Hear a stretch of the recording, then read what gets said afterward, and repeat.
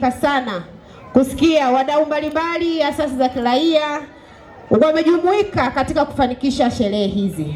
Sherehe ya maadhimisho ya wanawake ina historia yake.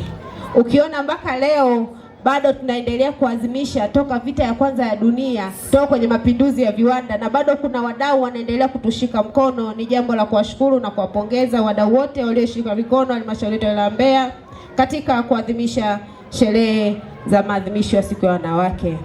Ndugu wananchi, kama ilivyo kauli mbiu ya maadhimisho ya siku ya wanawake duniani kwa mwaka huu 2026 inasema haki kwa wanawake na wasichana, msingi wa maendeleo jumuishi kufikia dira 2050. Kwa wiki ya maadhimisho wamekuwa wakitoa mafunzo mbalimbali kupitia mikutano ya hadhara na kukutana na makundi mbalimbali ya wanawake ili kuwajengea uwezo wa namna ya kujiongezea kipato kupitia shughuli mbalimbali za kiuchumi, yaani ujasiriamali, mafunzo ya uendeshaji na uimarishaji wa vikundi pamoja na masuala ya malezi kwa watoto.